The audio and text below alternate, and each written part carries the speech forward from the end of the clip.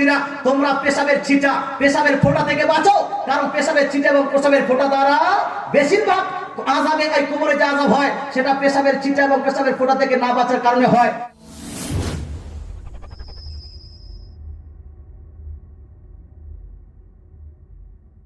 এই গুনাহের কারণে আপনার কবর শরীফের মধ্যে বিশ্বের মধ্যে সবথেকে বিখ্যাত হাদিস গ্রন্থ তারা সেটা হলো বুখারী শরীফ। এই বুখারী শরীফের মধ্যে ছয়টি হাদিস নিয়ে আসা হয়েছে শুধু আর শুধু পেশাবের ছিটা থেকে বাঁচার জন্য। বলে সুবহানাল্লাহ।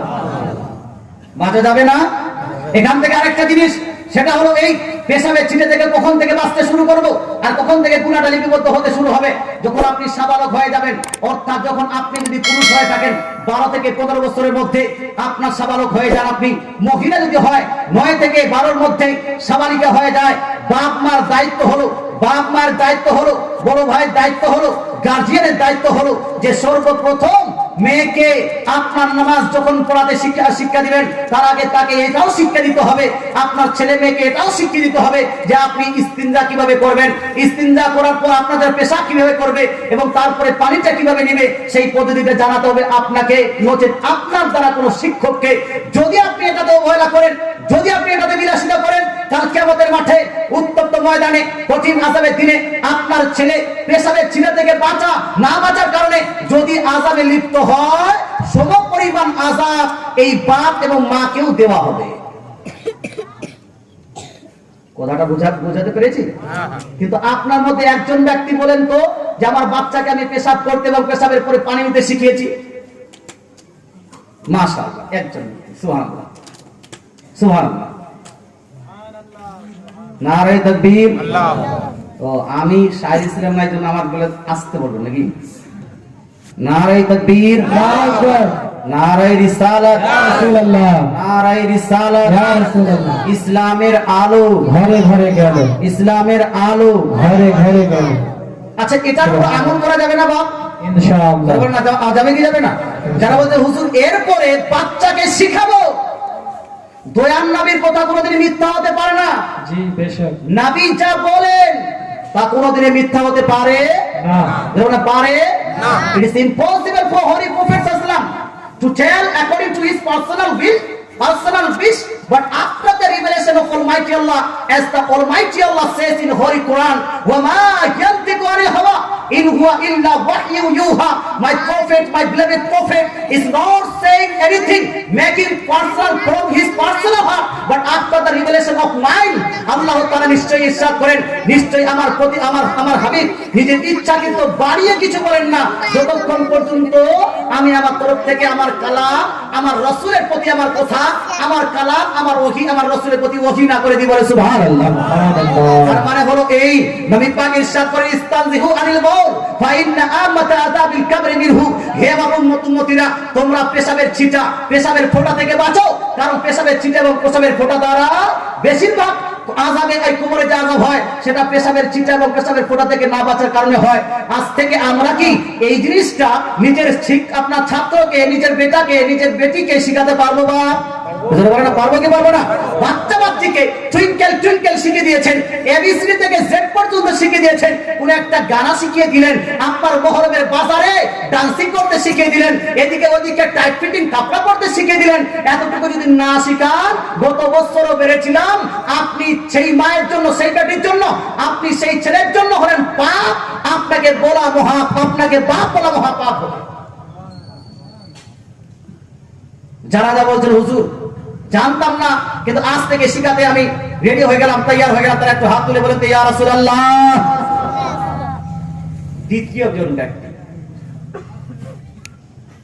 দ্বিতীয়জন ব্যক্তির উপর আযাব হচ্ছে কবরে, কবরস্থানের পাশে আছে, এই জন্য আমি বলছি।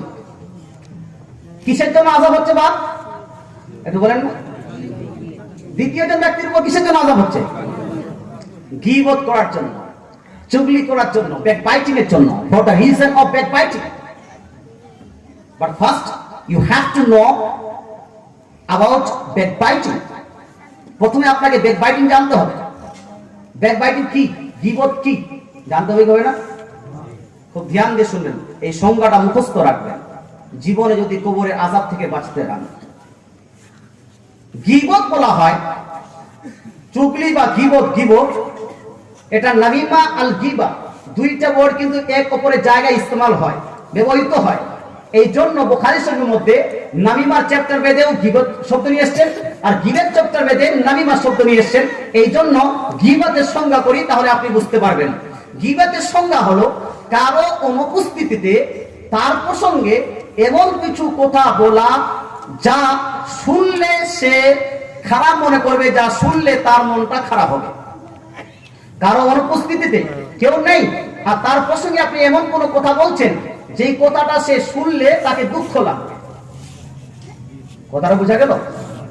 এখন সেই বিষয়টা তার মধ্যে থাক,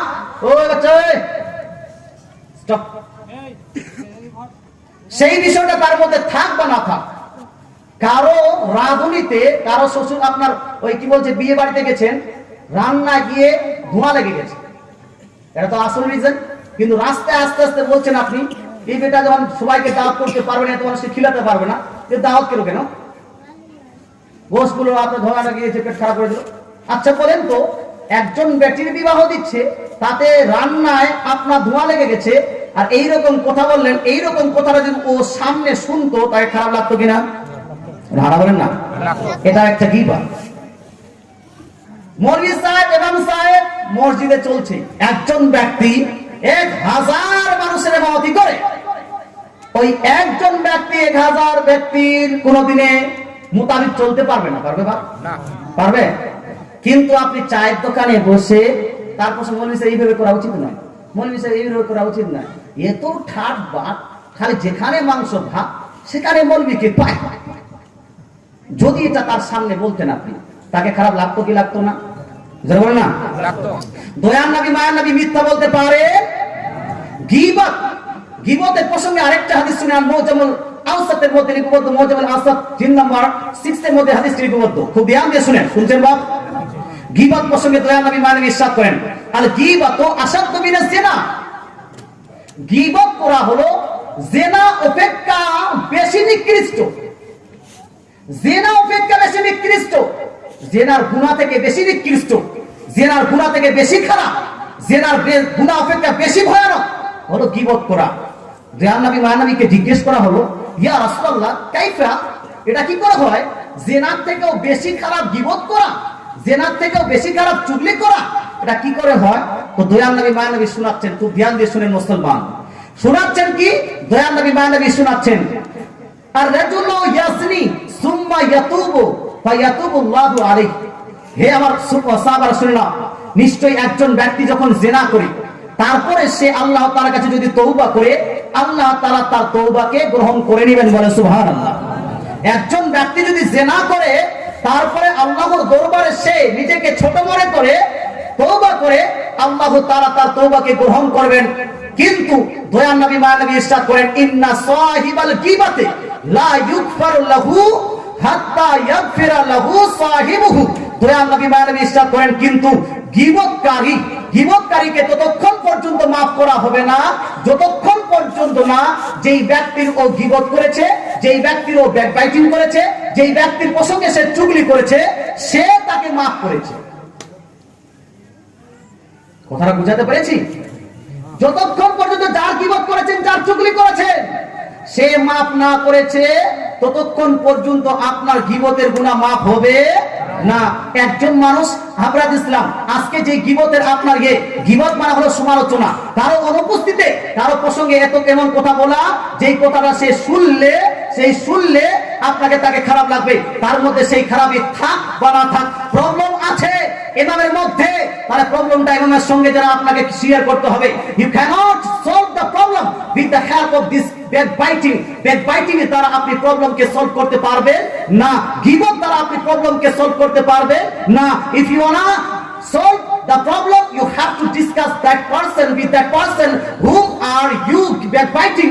যদি আপনি প্রবলেমটা সলভ করতে চান, যার আপনি গীবত করছেন তার সঙ্গে ডাইরেক্টলি আলোচনা করতে হবে, হবে না বাপ? ডাইরেক্টলি আলোচনা করতে হবে না। আমার যদি খারাপই পান আমার সঙ্গে আপনি আলোচনা করেন, মৌলভী সাহেব যদি খারাপই পান মৌলভী সাহেবের সঙ্গে আলোচনা করেন, যদি কোনো নেতা গোতা যদি খারাপই পান নেতা গোতার সঙ্গে আলোচনা করেন, আপনার স্ত্রী যদি খারাপই পান আপনার স্ত্রীর সঙ্গে করেন। কিন্তু আজকে গীবত করা হয়, মানুষ গীবত খুব ওপেন হয়ে গেছে। স্ত্রী স্বামীর গীবত করে, স্বামী স্ত্রীর গীবত করে, নেতা প্রজার গীবত করে, প্রজা নেতার গীবত করে, মুক্তাদি ইমামের গীবত করছে, ইমাম মুক্তাদির গীবত করছে, এক মৌলভী আরেক মৌলভীর গীবত করে, এক মানুষ আরেক মৌলভীর মানুষ গীবত করে, ইভেন এক পীর আরেক পীরের গীবত করে। এক পীর যদি আরেক পীরের যদি প্রসঙ্গে উল্টো পাল্টা মন্তব্য করে, যেই মন্তব্যটা অন্য পীর শুনলে তাকে খারাপ লাগবে, এটা হলো একটা গীবত। গীবতে গোটা উম্মতি 99% উম্মতি আজকে জর্জরিত হয়েছে। আর গীবতের সবথেকে বড় সেন্টার হলো চায়ের দোকান। মিথ্যা বলে দিলাম? কি মিথ্যা বলে দিলাম? না না, সত্যি। গীবতের সবথেকে বড় সেন্টার চায়ের দোকান। চায়ের দোকান হলো আজকের বর্তমান যুগের চায়ের দোকান হলো, এটা হলো অধিকাংশ গোটা গ্রামে যতগুলো গুনাহ হয় এর মধ্যে অধিকাংশ গুনাহ হয় চায়ের দোকানে। প্রথম তো গুনাহ হয় সেই চায়ের দোকানে, যেখানে টিভি আছে টিভির কারণে, সিনেমার কারণে, এটা আমি গতবার বলেছি। দ্বিতীয়টা হলো বেক বাইটিং, চায়ের দোকানে বসে আছেন কি করব এই মৌলবী আলোচনা, আজকে কে বক্তৃতা ভালো করলো, আজকে কে বক্তৃতা ভালো করলো না, আজকে কার কথা আপনাকে ভালো লেগেছে, আজকে আপনাকে কার কথা ভালো লাগেনি, কে হাদিস মোতাবিক বললো, কে হাদিস মোতাবিক বললেনি, কোন মৌলবীকে এটা বলা উচিত ছিল, কোন মৌলবী সাহেব মুফতি সাহেবকে বলা উচিত ছিল না, এই সমস্ত রেজাল্ট আপনি পাবেন বক্তৃতা এই আপনার জালসার চায়ের দোকানে। হয় কিনা বাপ? হয় কিনা? মিথ্যা বললাম? না মুসলমান, তাই সতর্কতা অবলম্বন করেন, ব্যাক বাইটিং এবং গীবত থেকে বাঁচার চেষ্টা করেন। আপনি আপনার স্ত্রীর গীবত করবেন না। হে ইসলাম, আপনার স্বামীর আপনি গীবত করবেন না। স্বামীর গীবত না করে স্বামীকে বোঝানোর চেষ্টা করতে হবে। আপনার স্ত্রীকে গীবত না করে, স্ত্রী গীবত না করে, বন্ধুর সঙ্গে বসেছেন, আমার স্ত্রীটা এইরকম বাপ, আমার স্ত্রী এইরকম, আমার স্ত্রী আমার মন মোতাবেক চলে না, আমার স্ত্রী আমার আপনার মন মোতাবেক সাজে না। বাপ, আপনি আপনার স্ত্রীর প্রসঙ্গে অন্যের কাছে আলোচনা করে আপনার স্ত্রী গীবত করলেন। কেন সেই সম্পদের আপনি গীবত করছেন যেই সম্পদকে আল্লাহ তাআলা নবী, দয়ার নবী, মায়ার নবী গোটা কায়নাতের মধ্যে আপনার জন্য সবথেকে উৎকৃষ্ট সম্পদ বলেছে, বলে সুবহানাল্লাহ। আল্লাহ তাআলা নবী সারা বিশ্বের নবী মিশকাত শরীফ জিল্দ নাম্বার 2 আপনার চ্যাপ্টার নকিবিকার মধ্যে ইরশাদ করেন, আদ-দুনিয়া কুল্লুহা মাতা ওয়া খায়রু মাতা'i দুনিয়াল মারাতু সালিহা। গোটা বিশ্ব জাহানকে আল্লাহ তাআলা আপনার জন্য সম্পদ তৈরি করেছেন, আর এই সম্পদের মধ্যে সর্বশ্রেষ্ঠ সম্পদ হলো আপনার নেককার স্ত্রী, বলে সুবহানাল্লাহ। স্ত্রী গীবত না করে অনেক অনেক অনেক ছেলেকে দেখেছি, আমার বন্ধু বান্ধবের সঙ্গে আলোচনা করে দেখি, এই ইসলাম যারা বিবাহ করেছেন প্রথম 1-2 বছরে তো 1-2 মাসে তো খুব স্ত্রীর আপনার ভিতরের কথা, উপরের কথা, ডাইনের কথা, বায়ের কথা, আপনার কি বলছে ফুলসজ্জার কথা, যেটাকে আপনার বাসর রাত করে সেটারও কথা, এক অপরকে তারা খুব আপনার এনজয় করে বলতে থাকেন, খুব গর্ব করে বলতে থাকেন। এই গর্ব করে বলার কারণে দোষ, নেক্সট যে দোষ আছে সেই দোষের মধ্যে আপনার স্ত্রীর যে সৌন্দর্য, সেই সৌন্দর্য চলে আসে। তারপরে আপনি বিদেশে গেছেন, আপনার ওই আপনার বন্ধু আপনার স্ত্রীর সঙ্গে গিয়ে লাইন মারবে। এগুলা তো এদিকে হয় না সম্ভবত, না না এগুলো হয় না।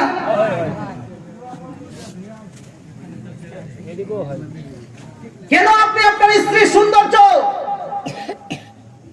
তার স্পেশালিটি, তার আপনার চলন ঢং অন্যকে কেন বলবেন?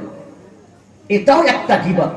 কারণ মেয়েটা যদি শুনতো আমার স্বামী এরকম আমার কথা বলে, বাসর রাতের কোটা সিন নিজের বন্ধুকে পর্যন্ত বলে দেওয়া হয়, মরলে বুঝতে পারবে ইসলামটা অত সহজ নয়।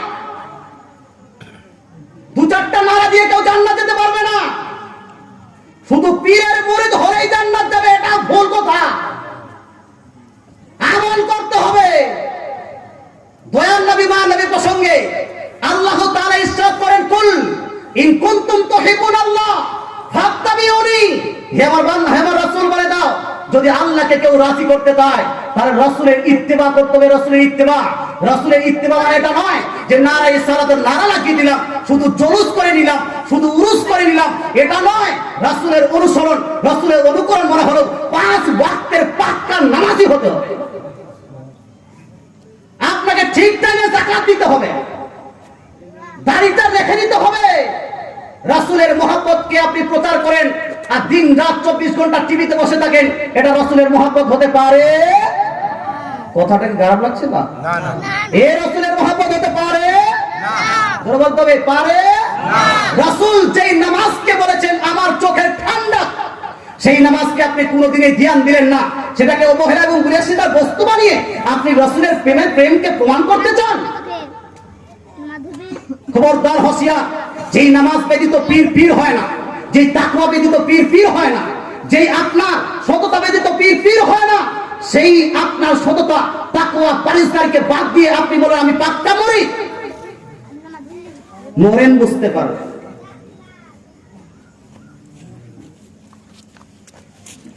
একবার দরুদ শরীফ পড়ে আল্লাহুম্মা সাল্লি আলা সাইয়্যিদিনা মাওলানা মুহাম্মদ ওয়া আলা আলি সাইয়্যিদিনা মাওলানা মুহাম্মদ। গোবরে আসতেই হবে, তাই বলছি গীবত করা বন্ধ করে দেন বাপ। গীবতের আপনি না করে তাকে সেই বিষয়টা যেটা আপনাকে ভালো লাগেনি, আপনার স্ত্রীকে যদি আপনি বলেন, দেখেন আমাদের সমাজের মধ্যে আজকে সবথেকে বেশি ফ্যামিলি প্রবলেম আছে, আছে কি নাই বাপ? যারা বলেন আছে কি নাই? স্ত্রীর স্বামীর মধ্যে মহব্বত খুব কম পাওয়া যায়, এবং আপনার কাপেল যেই কাপেলের জন্য এক অপরকে যেন আপনার ভালোবাসে, এটা খুব কম পাওয়া যায়। তার কারণটা হলো আমরা এক অপরের প্রথমে খুব প্রশংসা করি, স্ত্রী হলে বান্ধবীর কাছে স্বামীর গোটা স্ট্রাকচারটা নিয়ে আসে, আর যদি স্বামী হয় তার স্ত্রী আপনার বন্ধুর কাছে স্ত্রীর গোটা স্ট্রাকচার বয়ান করে। 2-3 মাস চলে গেল, তারপরে তার বদনামি শুরু হয়ে গেছে, বদনামি শুরু হয়েছে, তখন নুনের আপনার বেশি হলে রাগ আসে, বিছানা আপনার যদি ঠিকঠাক না করে রাগ আসে, যদি আপনার ঝাড়ু ঠিকভাবে না লাগে রাগ আসে। বলতে চাই মুসলমান, আপনার স্ত্রীকে যদি আপনি সুন্দর দেখতে চান, আপনার স্ত্রীর মহব্বত যদি আপনার সঙ্গে রাখতে চান, আপনার স্ত্রী গোটা জীবন যদি আপনার সঙ্গে ভালোবাসা করাতে চান, স্ত্রীর সহযোগিতা করে, স্ত্রীর জীবন নয়, স্ত্রীর যুবক নয়। সহযোগিতা করবো কি করে বা? খুব ধ্যান দিয়ে শুনেন। স্ত্রীর সহযোগিতা হলো এইরকম, গোসল করতে যাবে, গোসল করার পরে তৌলিয়াটা এনে আপনাকে শুকারে দিতে হবে, ওই আপনার বিছানায় রাখতে হবে। বলেন না, বিছানায় রাখা যাবে, ওটা এক জায়গায় জোড়ো সড়ো করে রাখা যাবে না। এই তৌলিয়ার জন্য অনেক সময় ঝগড়া হয়। যখন আপনি খাবার খাবেন, খাবার খাওয়ার পরে ভালো করে চেটে থালিটা খান, যাতে আপনার থালি আপনার ধুইতে গিয়ে তাকে প্রবলেম না হয়। খাবার খাওয়ার পরে যতগুলো কাঁটা আর আপনার হাড্ডি ফেলেছেন আপনার এদিকে ওদিকে, সেই কাঁটা এবং হাড্ডিটা উপরে প্লেটে উঠিয়ে তারপরে হাতটা ধন, কারণ আপনি খাবেন, আপনি নিজেই তো অন্যের আপনার মুখের জিনিসগুলোকে আপনি ঘৃণা করেন, আপনার স্ত্রীও সেই ঘৃণাটা জমতে পারে। আপনার প্রতিটি পরিবারে খাবার সময় স্ত্রী হেল্প করতে হবে। স্ত্রী গোটা দিন কাজ করে, আপনাদের আপনিও টায়ার্ড হয়ে গেছে, আপনি যখন বিছানার রাত্রিতে যান, বিছানাটা আপনি ঝাড়ু দিবেন। যদি রাত্রিতে ঝাড়ু দেওয়ার প্রয়োজন পড়ে, ঘর যদি আপনার পরিষ্কার না থাকে, কোনোদিনে আপনিও ঘরটা পরিষ্কার করেন। বিরাদ ইসলাম, আপনি জানেন লবণটা বেশি হয়ে যাচ্ছে আমার স্ত্রীর, আমার স্ত্রীর আপনাদের ঝাল বেশি হয়ে যাচ্ছে কেন?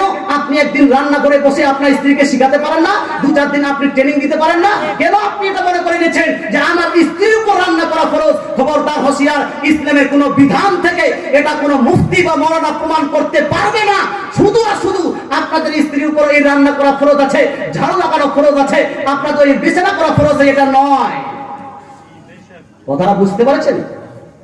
কিন্তু আমরা এক তো নিজেকে tiger, we are tiger of our house, আমরা হলাম আমার বাড়ির হলাম টাইগার। এই যে আপনার আমার স্ত্রী, সেটা হলো সার্ভেন্ট, অর্থাৎ সে হলো চাকরনি। এই জন্য যখন এতটা আপনার ব্যবধান থাকবে স্ত্রী আর স্বামীর মধ্যে, তখন তার মধ্যে মহব্বত হতে পারে? এই জোরে বলেন না, তার মধ্যে মহব্বত থাকতে পারে? রাজ ইসলাম, বাড়িতে স্বামী স্ত্রী থাকবে, স্বামী যদি রাজার মতো আর স্ত্রী থাকবে রানীর মতো, বলে সুবহানাল্লাহ। সুতরাং গীবতটাকে ছেড়ে দিন। মৌলানা হোক, মুফতি হোক, পীর হোক, যাই হোক না কেন, সবাইকে গীবত ছাড়তে হবে। এক মৌলবি যদি আরেক মৌলবি যদি গীবত করে, এই মৌলবিও যাবে জাহান্নামে। এক যদি নেতা আরেক নেতা যদি গীবত করে, এই নেতাও যাবে জাহান্নামে। ইসলাম, যদি কোনো ব্যক্তি এক চাওয়ালা দোকান আর আরেক চাওয়ালা দোকানে যদি গীবত করে, এও যাবে জাহান্নামে। নবীর কথা কোনো মিথ্যা হতে পারে না। নবী বলেন গীবত একটা এমন জিনিস, এত সাধারণ জিনিস হয়ে গেছে, এই গীবতটাকে মানুষ খুব ছোট মনে করে, কিন্তু অথচ এই গীবতের কারণে কবরে ভয়ানক আযাব হচ্ছে, বলে সুবহানাল্লাহ। গীবত ছাড়া যাবে কি যাবে না? জোরে বলেন না, যাবে। গীবত ছাড়া যাবে কি যাবে না? যদি আপনার কাউকে কোনো জিনিস করতে খারাপ লাগে, বলতে খারাপ লাগে, কারো দ্বারা কোনো মিস্টেক হয়, কারো দ্বারা আপনার দ্বারা কোনো জিনিসে যদি আপনি ব্যথা পান, তাহলে আপনাকে তার সঙ্গে সরাসরি কথা বলতে হবে কি হবে না? এই স্ত্রী কোনো কাজের সঙ্গে যদি আপনার হয় বা স্বামীর সঙ্গে যদি আপনার কোন রকম আপনার ব্যবধান ঘটে, তাহলে স্ত্রী বা স্বামীকে ডাইরেক্টলি সেই বিষয় নিয়ে ডিসকাস করেন। বাপকে যদি আপনাকে বাপের কোনো কাজ ভালো না লাগলে বাপের সঙ্গে ডিসকাস করেন, ছেলের কোনো কথা যদি ভালো না লাগে ছেলের সঙ্গে ডিসকাস করেন। এই রকম যদি আমরা করি, এক অপরের সঙ্গে মহব্বত আমাদের মধ্যে আস্তে আস্তে উঠে যাচ্ছে।